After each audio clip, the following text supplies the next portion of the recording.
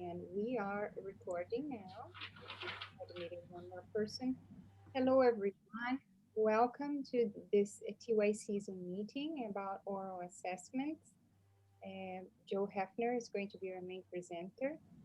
To warm up, uh, just as a warm up on this topic, um, many of you might have a lot more references than this, but as a quick search online, I was looking at um, conference proceedings on the use of effectiveness of oral tests in physics. And and as it was mentioned here, well, there are references. Westfield, Waterfield, and West explain oral assessments is more inclusive than traditional type of examinations. It's an opportunity to probe understanding through follow-up questions that can encourage deep approaches to learning. Um, Andreasson also highlights that oral tests are more flexible. The teacher can give the student a second chance to answer correctly. Right? Another characteristic is that it prepares learners for the future in real life work situations. Singh argues that there must be a link between assessment and real life situations, and oral tests enable learners to identify with and interact with, and therefore understand the material better because of continuing interaction, discussion with peers. The main downside of all oral assessments for teachers that is mentioned all throughout is the time issue, because it's very time consuming, and that's what they mentioned. But yeah, I just wanted to start with a few of these references on this article, especially related to physics. It's a conference proceedings. There must be others. This is a very quick search. There are articles on oral assessment not related to physics specifically that I found a lot of them in the Journal of Higher Education, etc. Joe, thank you for doing this for all of us. So the floor is yours.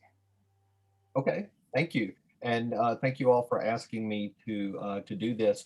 I have to confess, I was a little nervous before this talk, and I'm usually not one to be nervous before a talk, but given the subject matter and my propensity for saying things that tend to annoy my colleagues, I was a little nervous today. So uh, that's why I have a lot of backup with me today. I have two students with me, Andrew Lohman. Andrew, if you would just wave to everybody. Andrew is in our first semester Matter and Interactions uh, health-based mechanics class. And Anthony Ramsey, Anthony, if you would wave to everybody, there you are. Anthony is in our second semester Matter and Interactions E&M course. Now, Anthony has experienced the actual oral assessment process. Andrew will begin the experience next week. But both students can speak to the work involved in preparing for the oral interviews.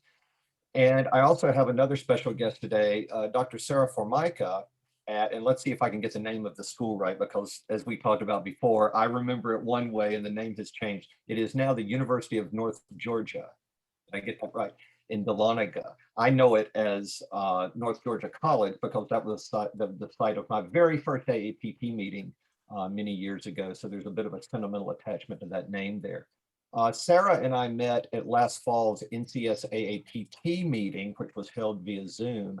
And I was so relieved to discover that I was not the first person to stumble onto this solution. And I literally was relieved to hear Sarah express a lot of the same sentiments that I was. And so by all means, feel free to field questions to any of these guests today because they hold the answers, not me. I'm just trying something new. So the genesis for all of this actually started about 10 years ago in my introductory astronomy courses when I decided to switch to standards-based grading. Now, if you Google around and look up the term standards-based grading, you'll find that it goes by many names: proficiency grading, experiential grading, mastery grading, even though I personally don't really care for that particular term, but it goes by many different names. but they all basically say the same thing. And I'm going to try to summarize it here. It basically means you set goals for students and you let students progress towards those goals at their own rate. And you assess them in many different ways, really. There's no one way that is 100% correct, but you assess them in different ways as the instructor feels appropriate. And the idea is that you give them multiple opportunities to reach the learning goals. Now, when I say a learning goal, that is my term for what the other practitioners might call a standard. Okay, and there are psychological reasons why I don't use that term anymore. But you set goals incrementally as you go through the course.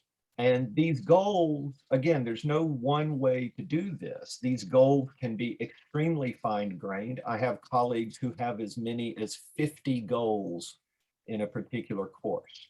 I happen to think that's too many, but you can do it that way if you want to. They can be as fine-grained or as general as you want to make them. And what I have found over the last few years is that I have opted to go more general.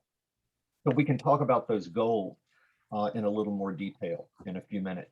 So when I made this switch to standards-based grading, I got away from doing written tests, primarily because it became a logistical hassle for me to prepare alternate versions of tests with different questions that assess the same goal. Okay, and so to make things easy on me, I must confess, I started telling students, well, come on into my office and we'll just sit down and I'll ask you the question in real time. And if you meet the goal, you can watch me record it in the spreadsheet, grade book, whatever. And that's it. No paper has to change hands here. So a student would come in and I would say, okay, the goal for this particular topic is to display an understanding of XYZ lunar phases, for example. And I would generate a question quite literally on the fly. And I would say, okay, and this is just an example of a question. I would say, explain to me in one sentence why we see the moon's visual appearance change over the course of a month. Now, I would encourage the student to just sort of sit there for a few seconds and, before they formulate a response, and they would begin to talk. And sometimes, and I must confess that this was the minority of times, but sometimes they would, well, the lunar phases are caused because of the changing relative position of the Earth relative to the sun and the moon, et cetera, et cetera. Okay, fine. But more than often, what would happen is they would start an explanation and they would reveal some lack of understanding. And I thought, well, okay, what is the goal here? Well, the goal is for them to learn something. And if they can address a mistake and correct it in real time, I think that counts as learning. I don't think they have to land on the answer the first time. And I was so relieved to hear Sarah echo this sentiment in our discussion last fall. And so I would interrupt them and I would sort of begin a Socratic dialogue where we would try to, first of all, get them to understand that they had a misconception about something. And then I would try very hard in a Socratic fashion to question them out of that misunderstanding. And so they could eventually articulate the correct answer. Because I think part of learning and part of understanding something is being able to correct your reasoning in real time. I mean, there's no rule that says it has to be done on paper in a fixed amount of time. At least I never saw such a rule. And what I found was students told me that they loved doing this. And so the reason that I kept doing it was because the students told me they much preferred this. And so as I became more comfortable, I was very uncomfortable with this approach because it was just so radically different. But as the students told me that they enjoyed it and they preferred it, I started doing most of the assessment that way. And it has evolved to the point to now in my astronomy class, this is how we do all of the assessments. We do it via the chat box. rather than oral. And the reason for that is because scheduling appointments is a logistical issue. And right now, while we're still in virtual mode, I'm only having my physics classes actually schedule the appointments. I am devoting class time to doing this in the astronomy courses. You don't have to do it that way, though, of course. So then I had been toying with the idea of going with this approach in my physics courses. Of course, it would require a different level of assessment because calculus-based physics is not quite the same as introductory astronomy. And of course, it would have to integrate some technology because very often in physics, we want students to be able to explain reasoning, quantitative as well as qualitative reasoning.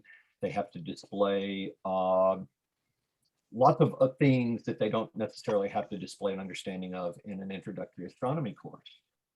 So last fall, Dwayne Debian finally said something. He made a presentation at one of these meetings, and that just convinced me to go ahead and try it. What the heck? I was already very close to that point anyway. So I decided to go ahead and try it. And lo and behold, it exceeded my expectations. And I think part of the reason that it worked so well within the context of physics is the use of technology. As Andrew and Anthony will hopefully demonstrate for you, we have done away with, well, we've deprecated calculators, okay? So instead of calculators, we do all of our number crunching with GlowScript. Now that's not unusual because in the Matter and Interactions curriculum, we've been using GlowScript already. And something I think Rhett Elaine pointed this out on Twitter several years ago. You know, we've been teaching computation for decades, only we weren't using Python, we weren't using Fortran, we were using handheld calculators, but we were actually doing computation because there were things that would crop up from time to time. Well, wow, what does it mean when my calculator says division by zero error? Okay, that's a computational issue. And the number of significant figures that we give it, that's a computational issue. So we've really been teaching computation for a very long time. We just probably didn't address it as such. So I decided, okay, so from now on, we're going to use GlowScript to do all the traditional number crunching for us. And that's, again, not unusual in Matter and Interactions because computation is integrated from day one. Okay, that problem was solved. But another problem, how to convey the information in a written, and note the air quotes there, form. Well, in a traditional course and on traditional assessments, you would give the students a blank piece of paper with some instructions on, here, do this problem, what's the answer to this? And they would turn that paper in, okay? Well, that doesn't work so well in a virtual scenario like we found ourselves in for, oh wow, has it really been a year? I guess it has been for the past year.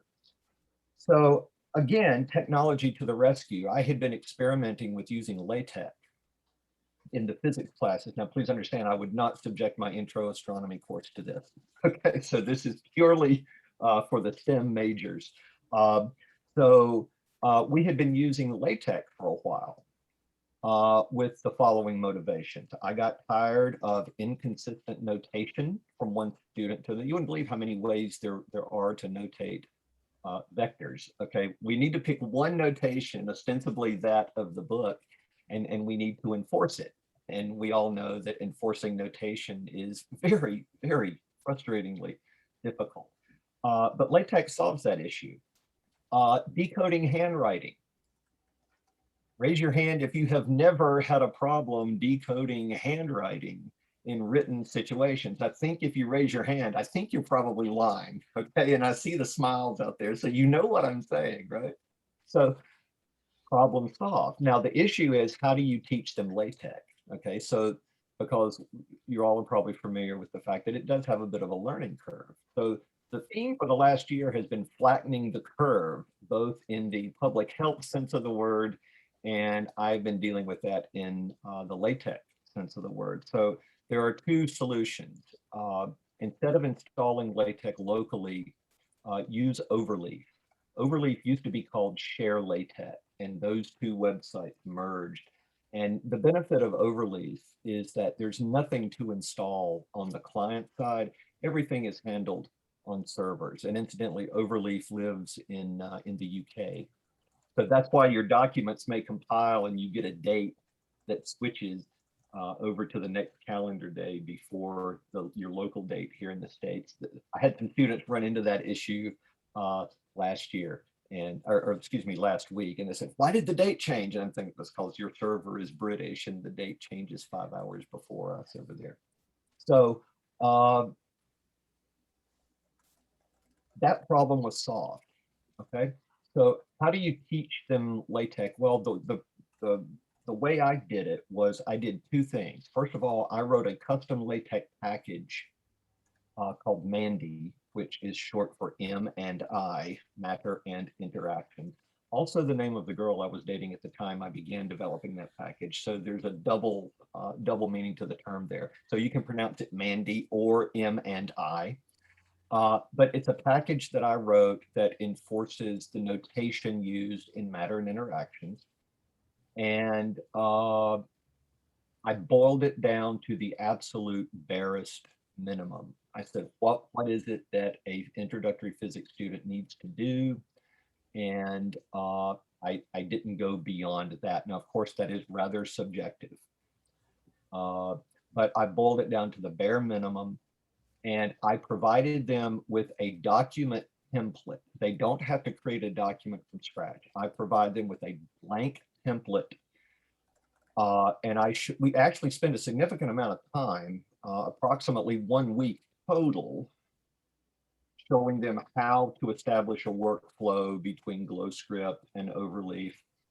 And we actually work some problems in real time where we do the solution on a digital whiteboard. Everything's digital now. Digital whiteboard. Then we go to GlowScript. We write a simple script to handle the number crunching.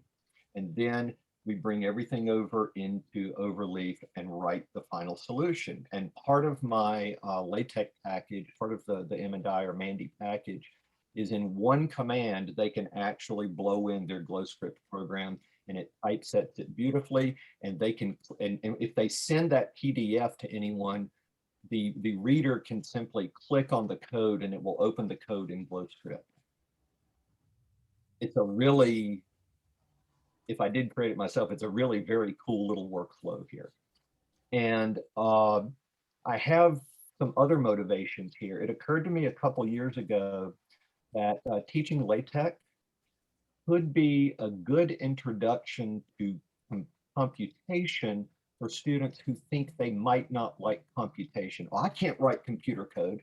Okay, well, let me show you how the pros create a document for publication. There are so many analogies there that that go along with computational thinking. You have to structure your document. Of course, that's the whole philosophy behind LaTeX, is structuring your document logically and focusing on the content, not worrying about fiddling with margins and menus and all the other evils that Microsoft products bring to the picture here. And Andrew and I were talking just, I think it was earlier this week. He actually said, this is, and Andrew, please don't let me put words in your mouth, but he said, this is great because it forces me to think logically. And I just started twitching all over when he said that, because that's what we want, right? Because that helps with both the physics problem solving, and it helps with that computational thinking that Ruth Shabai and Bruce Sherwood and others, and those of you involved with the pickup group, that's what we're trying to get across, right? So I've created this little ecosystem here where students now have a very different workflow. So I think a different workflow warrants a different assessment technique. So here's what the students do now. For the first time ever, I'm actually using a Google form this semester, where students go to that form, they select an appointment, they sign up for a 30-minute time slot. And when they come to that time slot, they have a set of problems given to them that I suggested. Note the air quotes there. I had one student ask if suggested means required, and I said, yes, of course. So it's really required, but I give them in advance a set of suggested problems, some of which come straight from the textbook, some of which I make up using other resources that I'll show you in just a moment here. And they don't know what I'm going to ask them. All they know is that they've got this body of material that they're expected to have complete when they show up, but I can really ask them anything about those things. And Anthony knows this, and Andrew will find out next week. Most of the questions are not about the answer. Most of the questions follow the writings of Arnold Ahrens in his, I call it the Blue Book. And I actually have an Amazon link for that. It's not about the answer to the problem, because let's face it, pretty much anyone can manipulate a set of equations and get the right answer. So I'm more interested in things like, well, why did you choose your system to be this? Do you realize that in my entire undergraduate experience, we never talked about the concept of system?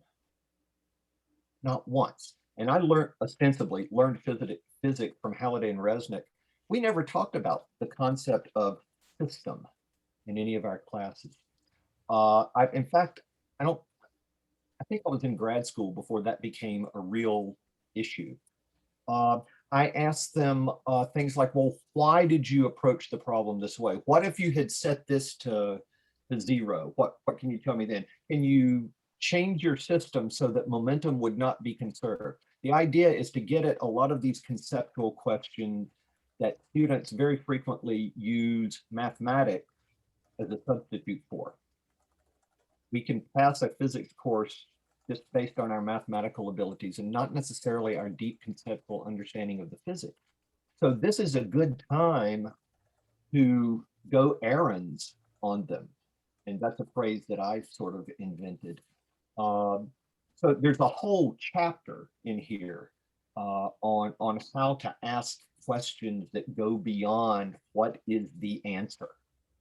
And in the matter and interaction courses that I teach, the goals that I want students to be responsible for go beyond just what is the answer.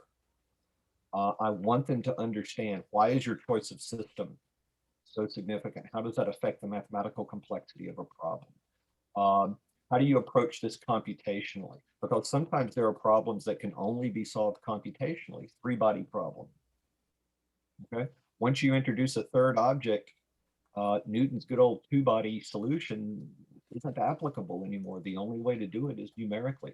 Numerical integration, we're going to hit electric fields next week in the E&M. So I'm going to present it actually by starting with numerical integration. And I want students to know how to write a little Python script to solve an integral before we do the traditional stuff related to analytical integrals that we typically see in the textbooks. And what I've done this semester with my goals is I have made them very, very broad. The goal of each chapter is for students to be able to do representative problems from that chapter. And I try to pick the problems to represent a wide variety of concepts, both simple and not so simple. And I also try to choose the problems to reflect the traditional analytical problem solving things. The good news is you can wrap this up and bundle it any way you want. So students come to these 30-minute time slots, and basically I let them take charge. I want this to be like a discussion where they talk through the solution. And it's okay, and Anthony will back me up on this, it's okay to say, you know, I don't understand this part of this. So that's when the real learning happens, because Aaron tells us that students will reveal exactly what they do and don't understand if we just listen. And so if a student comes to an interview and says, you know, I really had trouble with this, we go through it.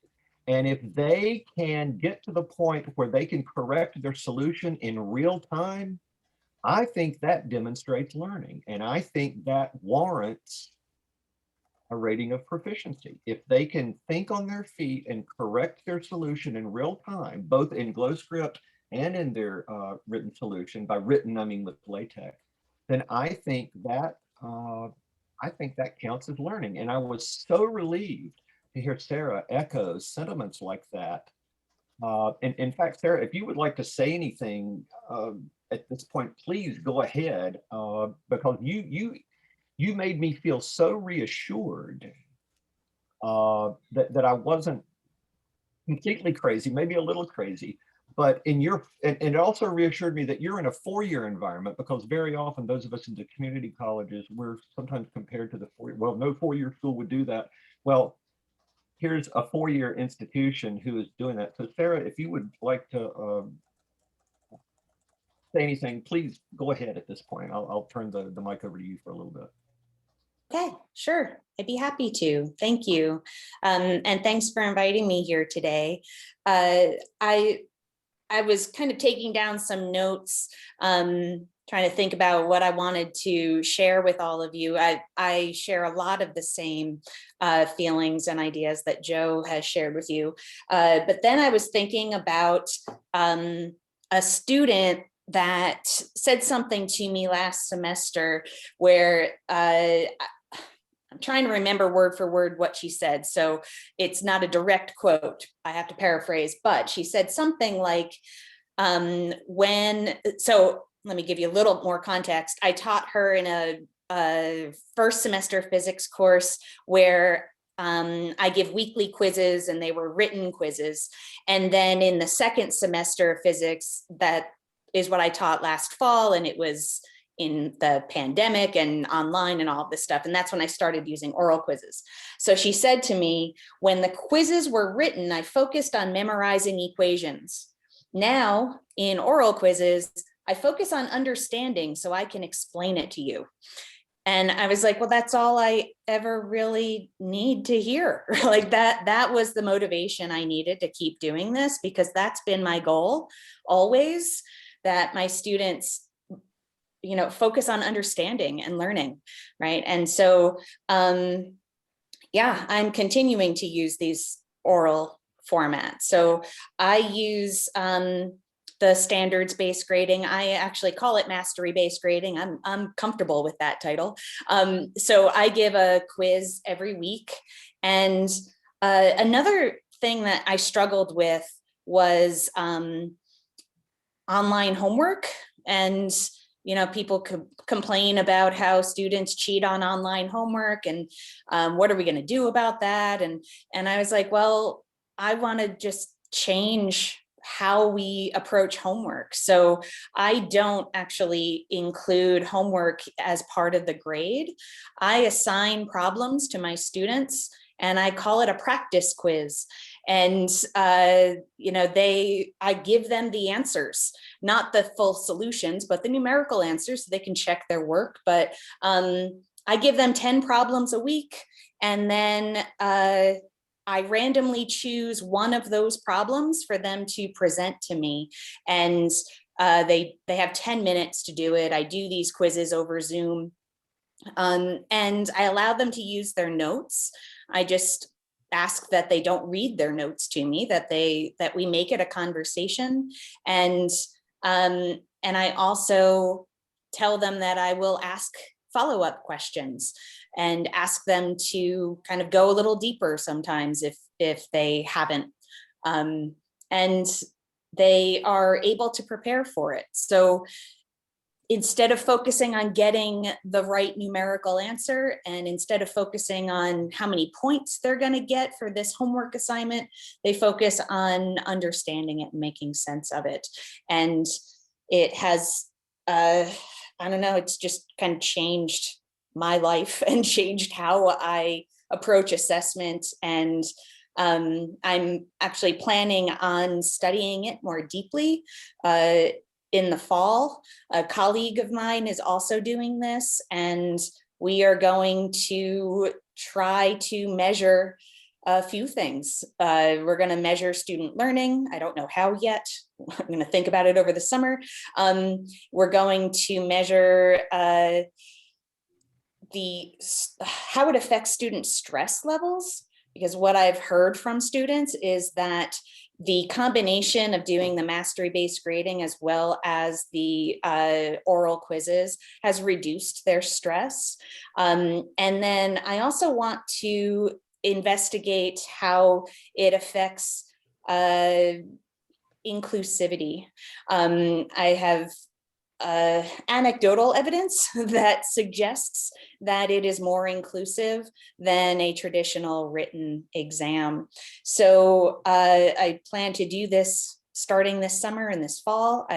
I'm really excited about it.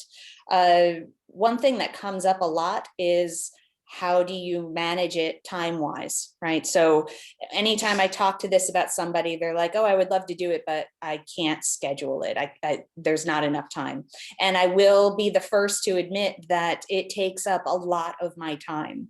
I teach, this semester, I'm teaching 2 sections of Calculus-Based Physics 1, and I have a total of 48 students who I meet with every week for 10 minutes. So I schedule 6 quizzes an hour, and that means I'm in quizzes for 8 hours every week. But I also have changed my course structure to more of a hybrid type course where I have a lot of asynchronous work that's online, and then I use class time for problem solving, kind of like a recitation session, and for my Monday, Wednesday, Friday class, I just don't have class on Fridays, and I just spend all day on Fridays doing quizzes.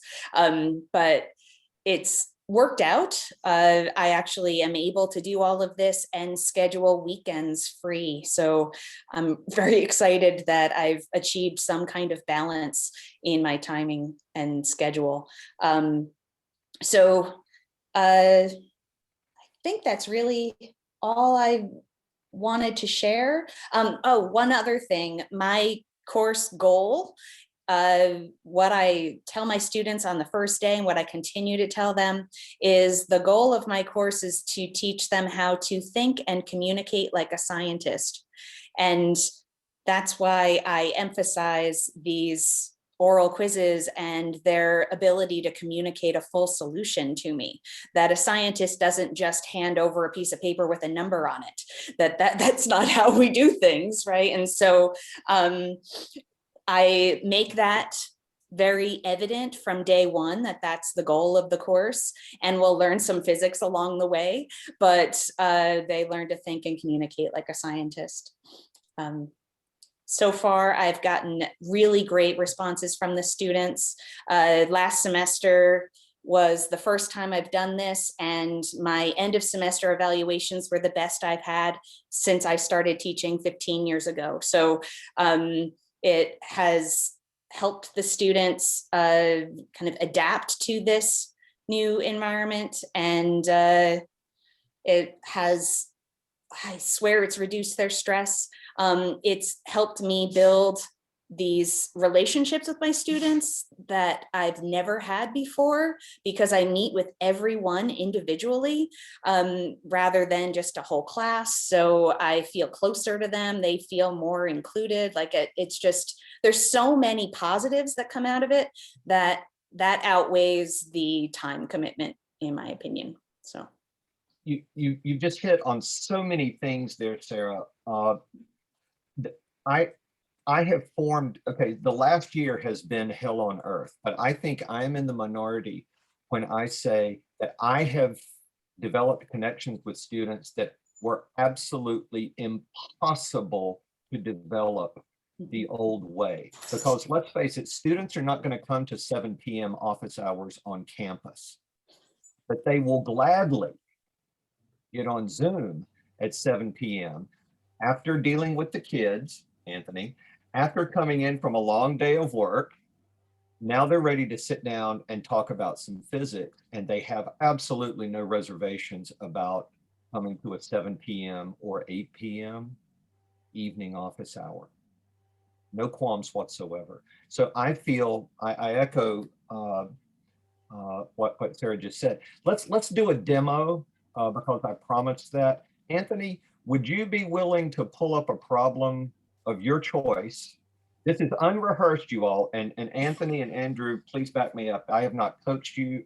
in any way, if you would just pull up a problem, and Glenda, if you could make sure that he could share his screen, we will let Anthony, we'll conduct a little mock interview here to show you how this is actually done in practice.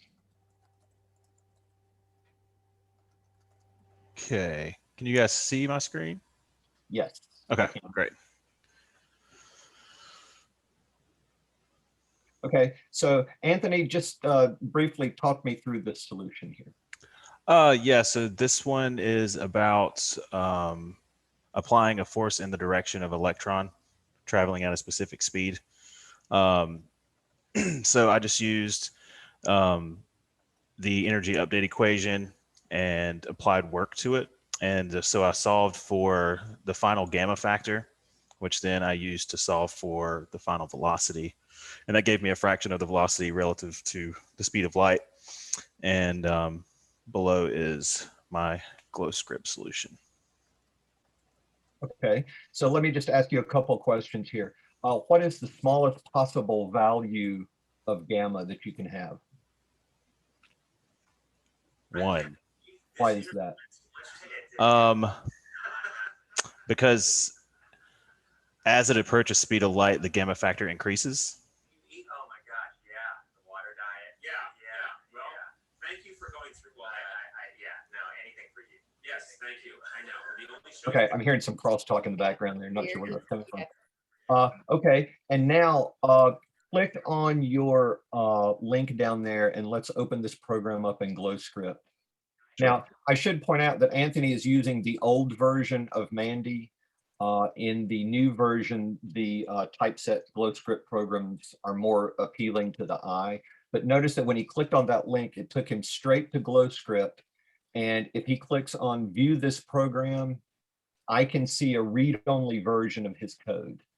And I can look at it and I can immediately comment on any mistakes that might be there. He can run the program, and the cool thing is in this digital workflow, he can literally copy and paste numbers from the GlowScript output screen into his document and typeset them inside his document. So this really makes for a very efficient workflow. So if Anthony, if you'll go back to your document there, notice how the steps are numbered. So as the student is presenting the solution, I'm looking at their work. And if I see either a numerical error or an algebraic error, I can say, oh, look at there what you're doing. And I'm just making something up here, Anthony. Look in step 7. I think you have a mistake in step 7. Do you see it? And a lot of the times they do see the mistake and we correct it in real time. And like Sarah said, to me, that demonstrates learning. That means that they can reason. The LaTeX does not do the numerical computation for them. Okay, I just want to emphasize that. They have to type all of that in manually. Go full screen with your code there, Anthony. Yeah. There's the code that produced this, okay? And it's a very, very, very small subset of LaTeX that is necessary to do this. Very, very small.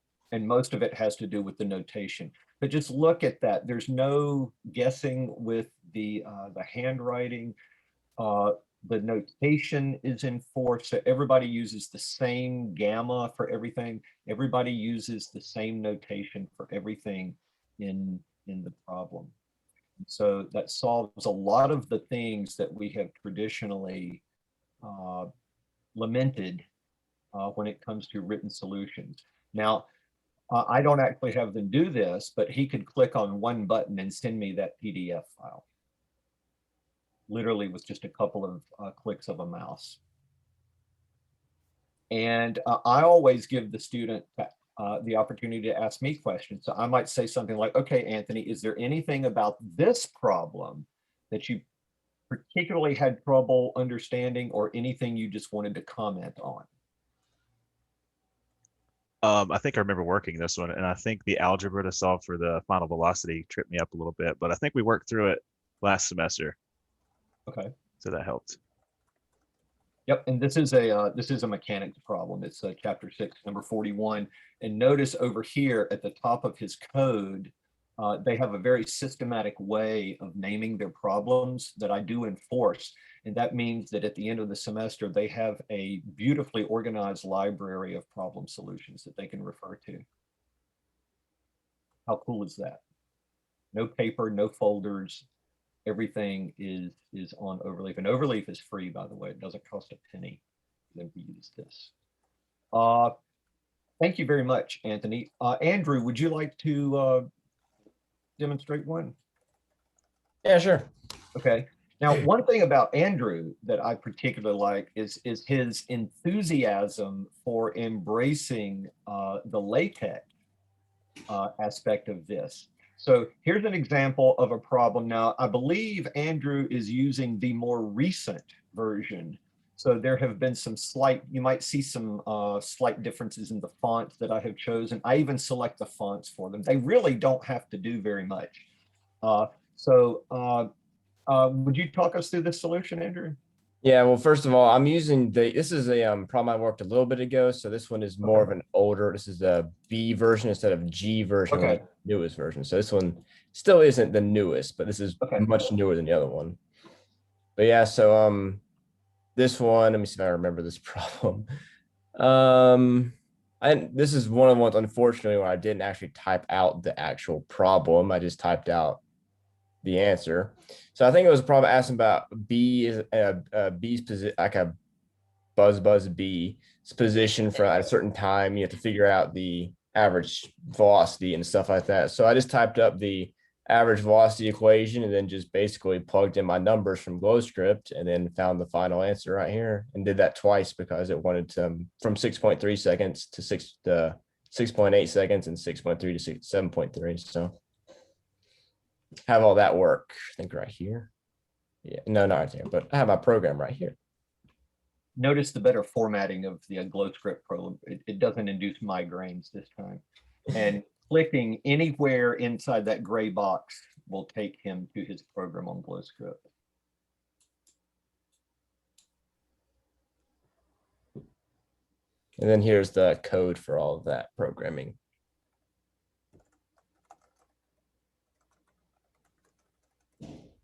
And writing the code and including that in the solution, that is the new show your work.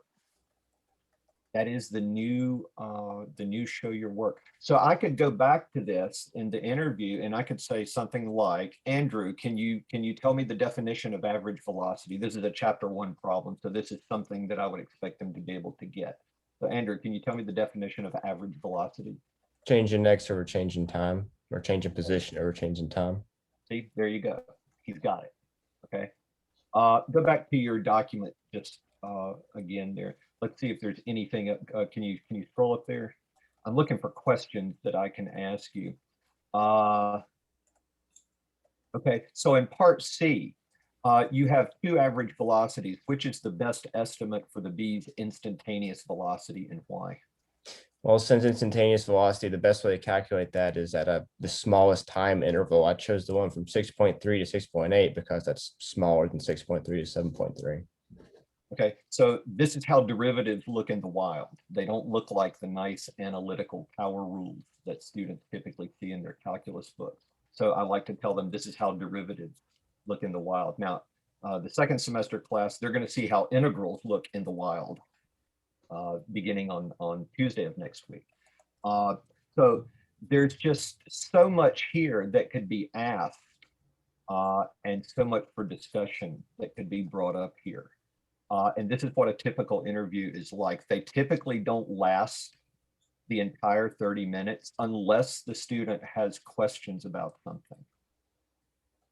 And if the student has questions about something, of course, we're obligated to address those questions. I still try to limit them to 30 minutes for logistical purposes. So let's see, graphical aspects, how is that?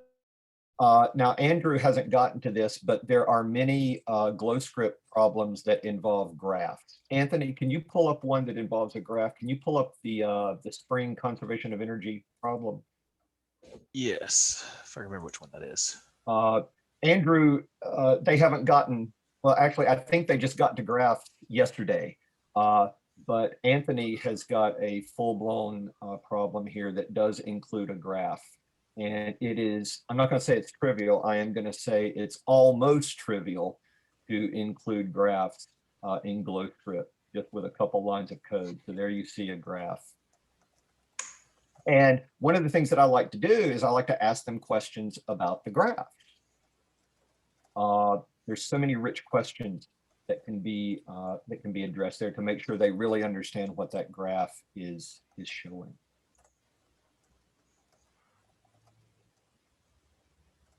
So if any of you have questions for Anthony or Andrew, please feel free to ask. Just a couple of other resources here. I put some links over in the chat area. There's actually another book called Teaching Introductory Physics. This is by Cliff Swartz and Thomas Miner. This was published at about the same time that Aaron's book was published. Even though it has the same title, very different content. And in fact, I remember discussing this with Cliff Swartz at an AEPT meeting. Very helpful book, but very different from Aaron's book. And I was surprised to find that this one's only 38 bucks on Amazon. That's why I put the link up there. I really recommend this book. It doesn't get enough mention, in my opinion. But it's a very valuable resource. In fact, I keep it right next to my Aaron's book on my shelf because they complement each other in numerous ways. So I guess we'll just field questions here that some of you may have about things. I could easily talk for numerous hours about this, but so let's see, do all problems need to go through a code? What I tell them is if there are numbers involved, if there's anything that you would normally use a calculator for, yes. Even if it's just a very simple vector addition problem, because GlowScript brings something to the picture that ordinary calculators can't, and that is visualization. If you're dealing with vectors, now you can manipulate them in a coordinate-free manner, a plus b equals c. You don't have to do a calculation for the x, calculation for the y, calculation for the z. You can do it all in one line, which if you go back and look at the history of vector analysis, that's why it was invented, is to do these things in a coordinate-free manner, and GlowScript lets you do that. But if it's just a problem that requires explain this, no, they don't have to submit a GlowScript. What about pulling out a quick problem impromptu and asking about, oh yes, that's very fair game.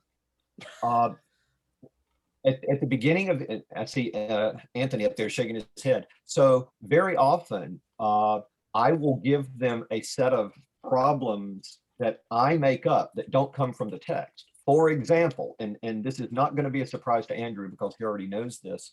On that very first one, I reserve the right to ask them to write any vectorial symbol correctly. For example, I will say, write the magnitude of the vector b, write the change in the magnitude of the vector b, write the time derivative of the change in the magnitude of vector b.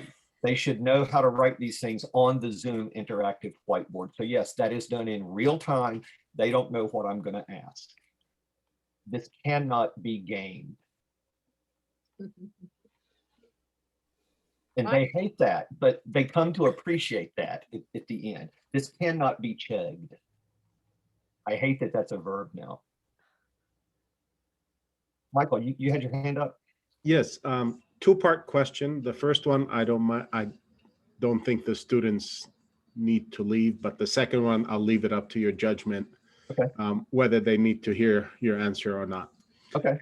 The first one is the interaction between the code, you know, how it opens in the website. Let's say I'm using something Google Sheets. Is the package, the Mandy package, can it handle other than just the GlowScript? Oh, you can put any URL you want in there. Okay. The second one, it's not tied to GlowScript. Okay, that was, I guess, a better way of asking my question. Thank you. The second part is you have two students. Let's say Andrew's interview takes 10 minutes. Anthony's takes 25 minutes. Can you talk a little bit about how you go about assessing those interviews? Okay. And that's why I don't know if the students need to hear your answer because no, they do need to hear it because this is important for them to know. Anthony's already more familiar with this. Andrew, not so much, because like I said, his classes interviews haven't begun yet. So this is something that is probably going to annoy some people. So heads up. Okay. I do not use a detailed written rubric, and here's why. I'm going to use a mathematical analogy here. And this came to me last week as I was thinking about all of this. It occurred to me that a written rubric is very much like a discrete sum. You can keep adding terms on until the cows come home, and it will never converge to the integral. The integral is what we want. And I really think the Aronsonian approach of discussing the solution rather than asking everybody for the same details, I think that leads to greater convergence to what Sarah and I think we agree on. We want them to demonstrate that they understand it. And I have come to the conclusion, right or wrong, it's what I'm currently doing, that the discussion is the actual integral, and it gives me a better snapshot. Their choice of words, their choice of articulation for how they are going about solving it.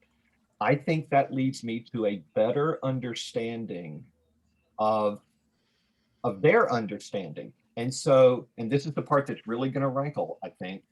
In my opinion, if they can express that solution so that I can understand it, I think they've done it, and I give them credit for it. It's something that we're not used to. It is subjective, but I would argue that as faculty, that is part of our job, is to make the professional judgment that yes, this student understands this, or no, this student doesn't. And let's be honest, it's okay to be wrong. So if a student doesn't perform to my satisfaction, it's no big deal. There's no penalty. We simply say, here's what I would like you to do. I would like you to schedule another appointment, and I would like you to focus on the following things. You've got some coding logic that I want you to clear up. You're not familiar with these LaTeX commands. I want you to brush up on those. And I want you to practice explaining. We've all heard of rubber duck decoding. I actually tell them to get either a rubber duck or a pickle Rick or something to practice explaining, because remember what Lillian McDermott, forgive me, Lord, for forgetting her name. Remember what there you go. Chris has got the right idea there.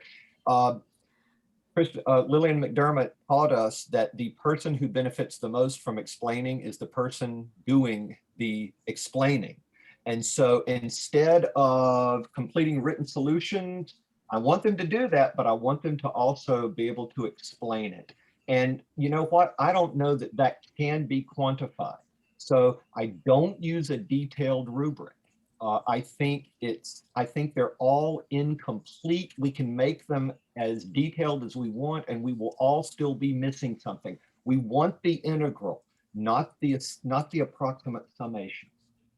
Can I add to that, Joe? Sure. So I did share a file in the chat with my syllabus, and I agree. Like, I don't think that you can really quantify every single step. I have included a description of what I'm looking for in a solution, and I even give some idea as to how much each part counts, I guess. But I still, it's really a pass-fail kind of thing, because it's mastered or not mastered. But I would argue that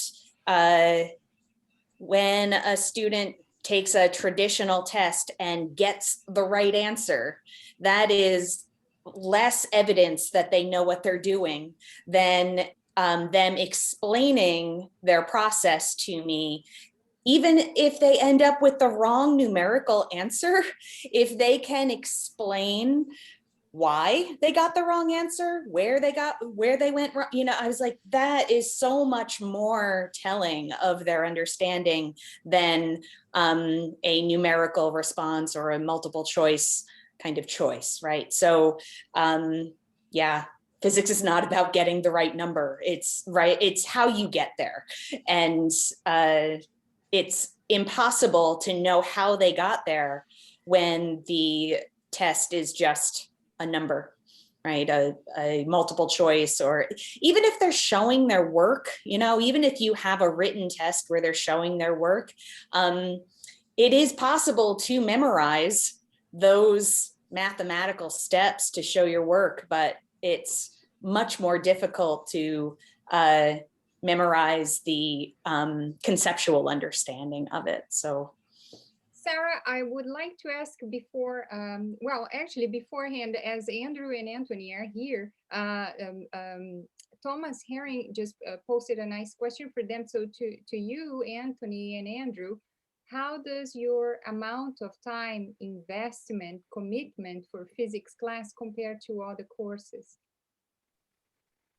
Well, as Anthony was saying in the chat a few seconds ago, I think there's definitely, when you first start, it's a big learning curve. I was like, you're just kind of getting thrown into the world of computer coding. And I've never coded anything before in my life. I've never messed with GlowScript. I've never had to assign variables to numbers and use those variables instead of numbers. So, but once you get past that speed bump, it makes it, everything gets done so much quicker. Like I can type up an entire solution to a problem now in less than 10 minutes. After I get the answer, it's like, boom, LaTeX, 10 minutes, done. And in Word, I could do it, but it would take so much longer and it would be so much less valuable than doing it in LaTeX. Like Professor Hefner's told us the entire semester so far, professionals don't use Word documents for everything. They use LaTeX, and that's how you write the textbooks and all this other stuff. And I'm a lot like Professor Hefner. I could talk for a long time about stuff. So just if I'm talking too much, or if Anthony, you have something to add, just go ahead and feel free to add that. Because I could talk about this a lot because I'm a huge fan of doing it this way. It's so much better. Feels like I'm getting so much more out of physics, and it's not stressful. I don't feel any stress. I can spend as much time as I want on physics or as little time as I want. But as long as I can explain my answer, and not just get a number that means nothing to me. Like I can explain the number, what the number means, how I get to the number. That's why I think this is so much better than doing it in any other way that I've done it in the past. Thank you, Anthony. Anthony, do you have anything to say, Andrew? Yeah, I thought it was kind of referring back to the beginning of the meeting whenever you were talking about trying this is like correlating real work experience to what we're learning. I worked as an industrial engineer for 8 years before I came back to school. So I was in charge of, documenting all of our all of our projects, all of our programs, sending them to executives. And the only thing they wanted us to use was Word and Excel. And, I spent more time trudging through those programs because they were just, highly inefficient for presenting, a little bit higher level material. And so going in with Mr. Hefner and learning this process, I feel very comfortable that this is something I'll use professionally after I finish school, to kind of push my ideas a little bit better, and it'll be a little bit more efficient than clicking through the function part of the programs in Word. It's just I enjoyed it just because I've always liked programming, so it kind of is in the same alley for me. Thank you, Anthony. And Sure. Sarah, while you're here, do your assessments or your quizzes also involve coding and LaTeX, GlowScript, or how do you normally do your quizzes most of them in general? You want to break that to them, or do you want me to? There aren't any quizzes. There aren't any. Oh. We don't do quizzes. Or finals, midterms. Oh, but Sarah mentioned quizzes. Yeah. Okay. Well, we do we do things differently. I have taken the approach that that traditional quizzes and tests kind of get in the way. They induce stress, and I don't want students to experience any more stress than is absolutely necessary. So they are meetings to go over something that you've been talking about in class. Yes, we meet synchronously twice a week. We meet for, the class is 6 contact hours, but it's actually scheduled as a hybrid. So we meet for 5 hours a week. And as they will tell you, the first thing we always do is throw the floor open to questions and discussions before I start running my mouth about things. And if the students want to talk about, hey, I'm having trouble with setting this up in GlowScript, then that's what we talk about. They lead the discussion. They tell me what they are having trouble with and what they need to talk about. Only after we end that part of it do I start talking, and I still don't traditionally lecture. Like in Anthony's class, we spent most of yesterday talking about dipole, fixed and induced dipole. And we were supposed to meet for 2.5 hours, but I got to class, and you know what? Majority of the students said, I haven't read this. Okay, confession is good for the soul. So I said, okay, I'm going to end this Zoom meeting. We will reconvene in 1 hour and bring your questions back, read the chapter. And we did. And it was like night and day. They didn't even know what to ask at the beginning of the class meeting. And the questions were so insightful after giving them that 1 hour. I sat here, I didn't go anywhere. I was still right here.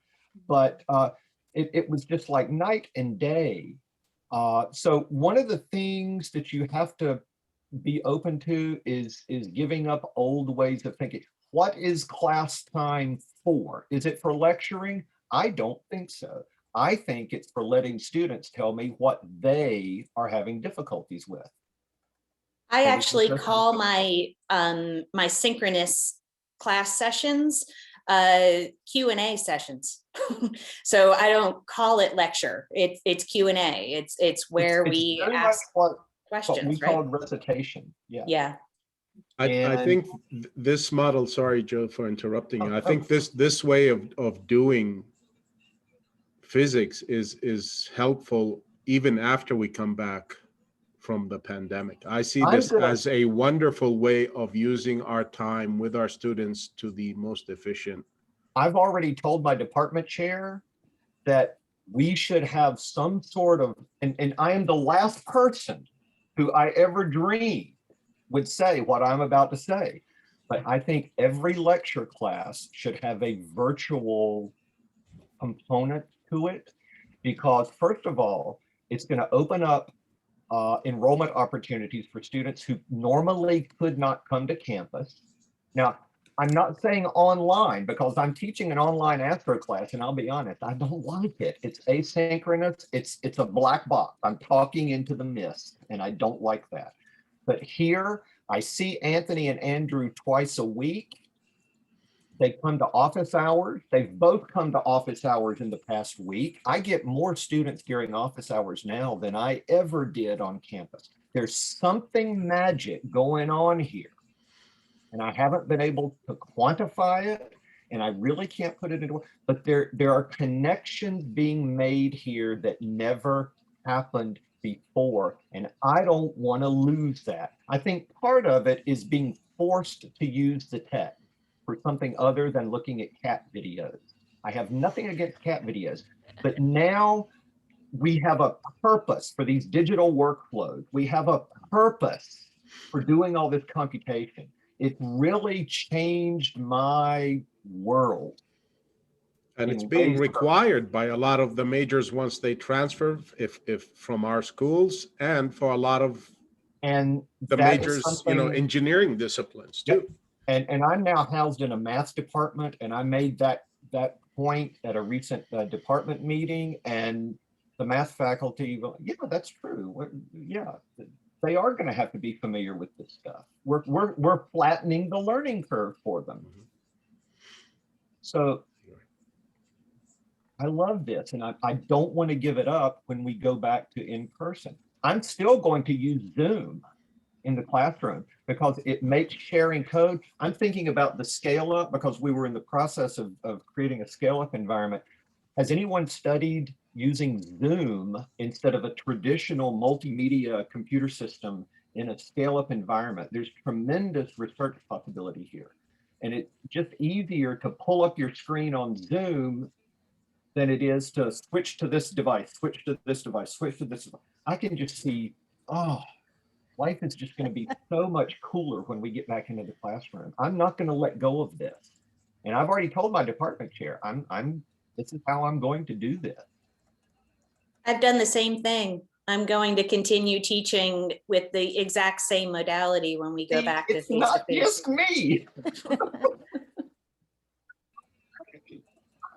So we have our colleague Peter Hill that also mentioned, and even when Dwayne was presenting the way he does the oral presentation, the oral interviews, and he used a lot of I think tippers. He showed us just an example, but we can use tippers, and then the student, how would you solve this? And then the students can draw or can just speak or can etc. And Peter here is mentioning he also uses Flipgrid, where the student sees, I guess, a video, right, a demo, and then try to explain and articulate that, the physical concepts behind it, right, Peter? Right. The Flipgrid is flipgrid.com. It's an academic video response system. You can do audio or video. It's extremely inclusive. It has closed captioning, automatic closed captioning for speaking. So it fits all the new requirements for the academic environment. Plus you can give the students a problem and they record it, right? So it can be anywhere from 1 minute and 30 seconds all the way up to 10 minutes of time you can give them. And you can you have them explain an issue to you. And then there's two things. One is I get to hear them explain the issue. The second thing is the other students have to watch these, so they learn what other students are doing. And since it's an asynchronous class, they actually get to see what the other students look like, which is a benefit. But then there's an added benefit where I take the best of the explanations, put them into what they call the mixtapes, which is the accumulation of all the best of the class.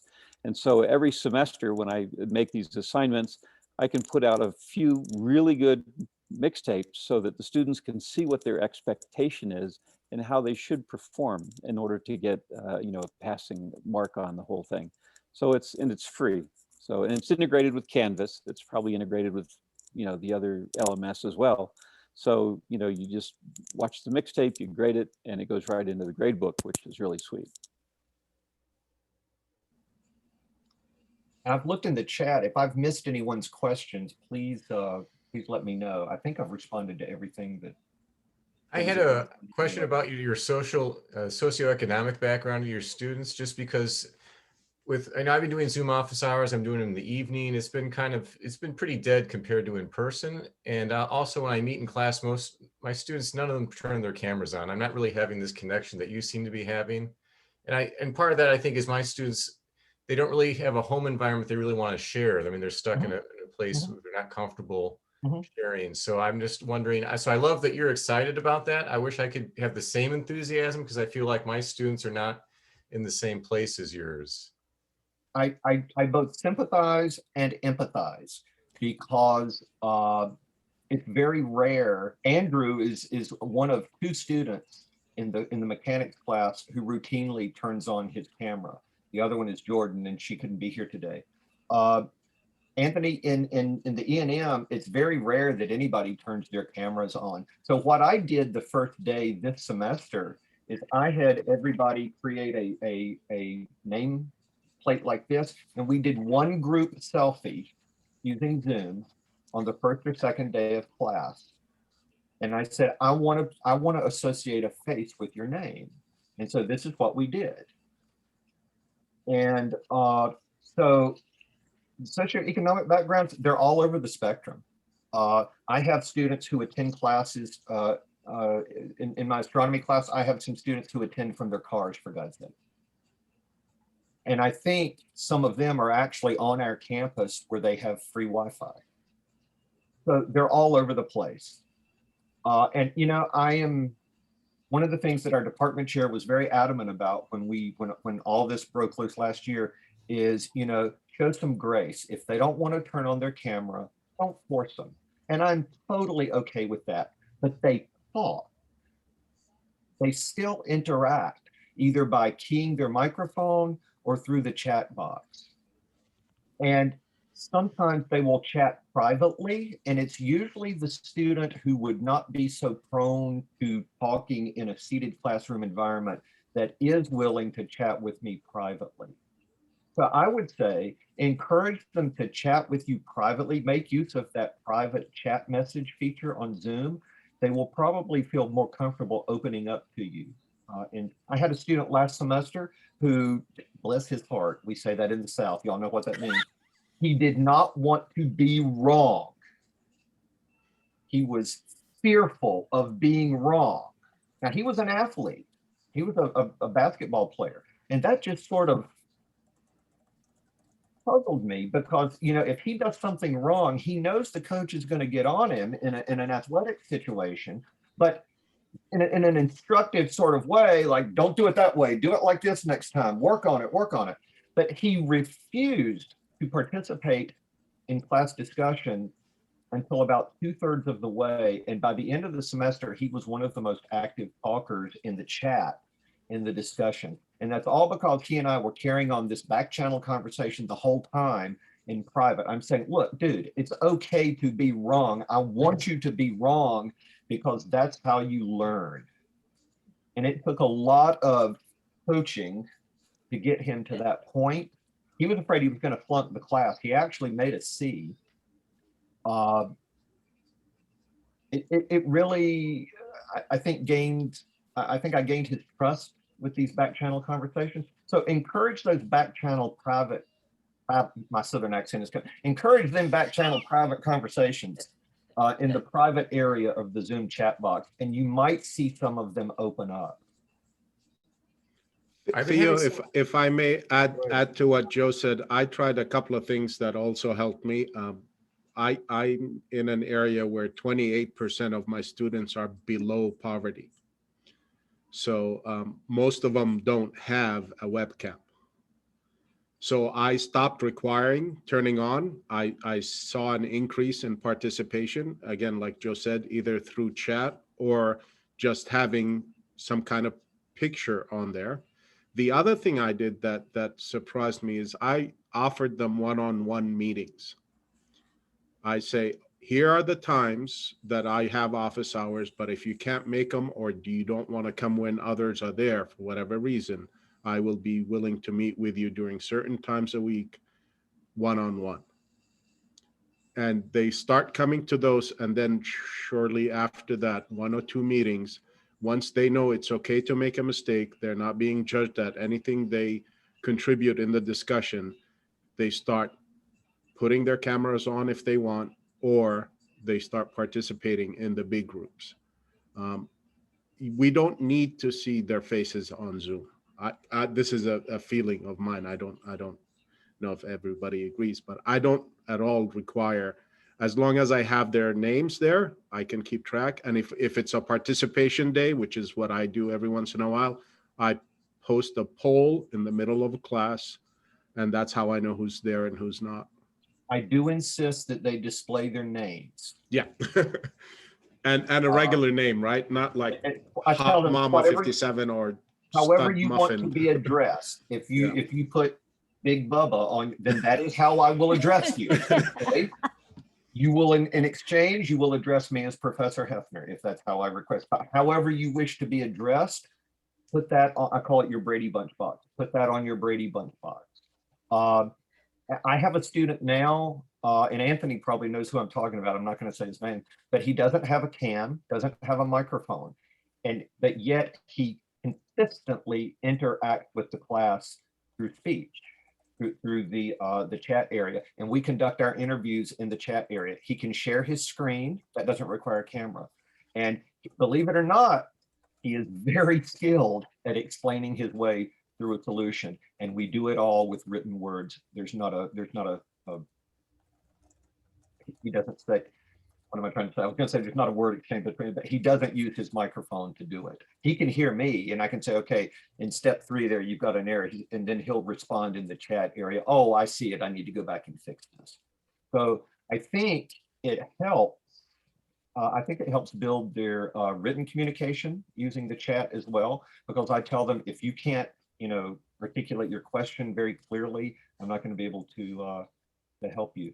But I make use of that chat area. I think that will go a long way. So all that's been happening. I use the chat. I don't expect them to have their cameras on or anything. You've just built up this like Zoom wonderland that I'm just not experiencing. So I'm trying to ride that wave of your enthusiasm, but it's just, okay. And my students don't share that either. Actually, they're dying to get back to class. They're like, how about, can we come back to class next week? I'm like, not above my pay grade. I don't know, and I can't, I guess I should disclaim that I'm simply relating my experiences. And your population, you're dealing with different people.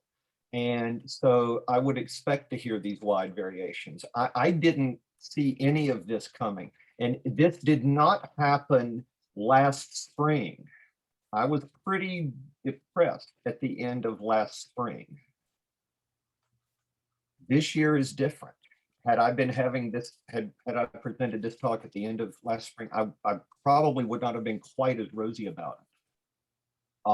So maybe it's something in the water. I think it's just a different group of people. And I think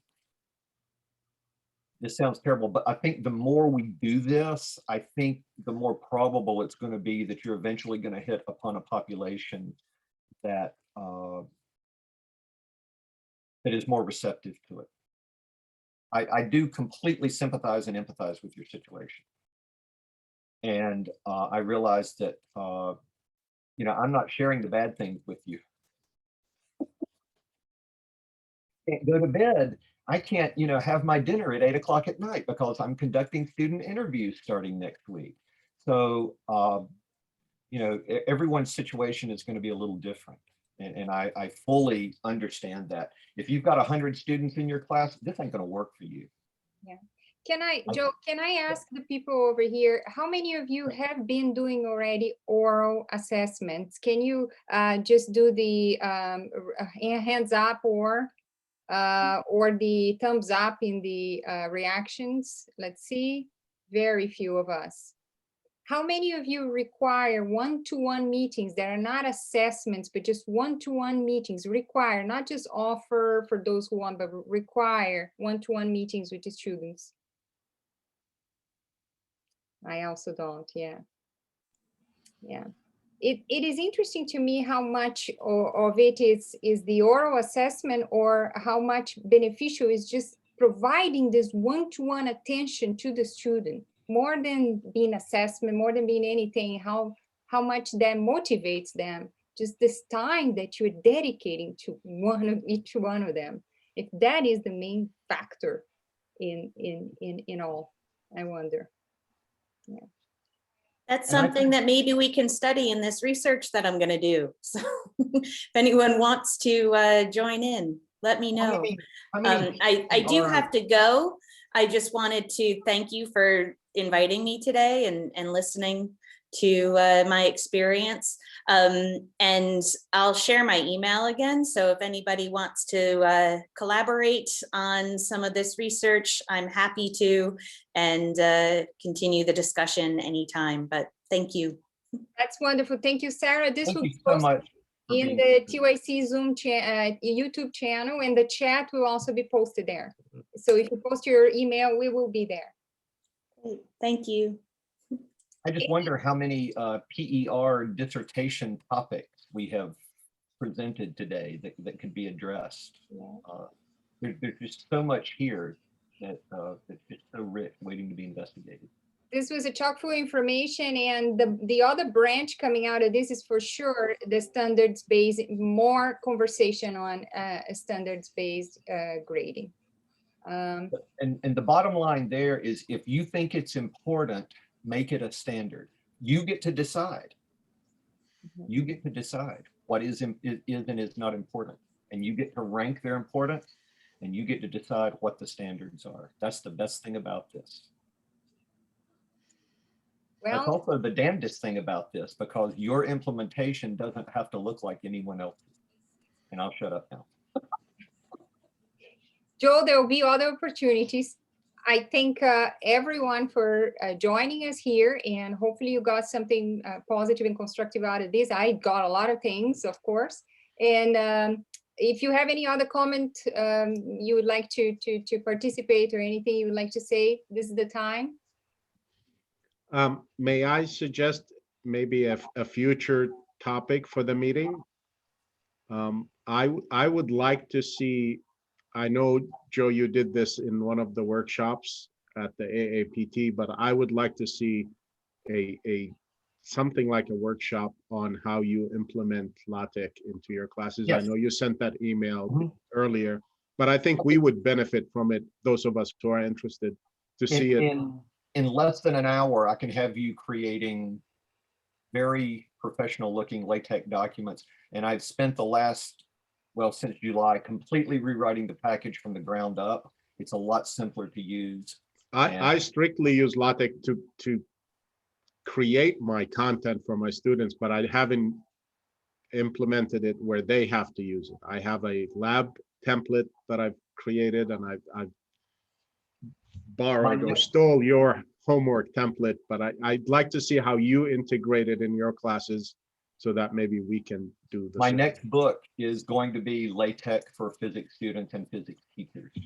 I've already started it. Thank you, sir.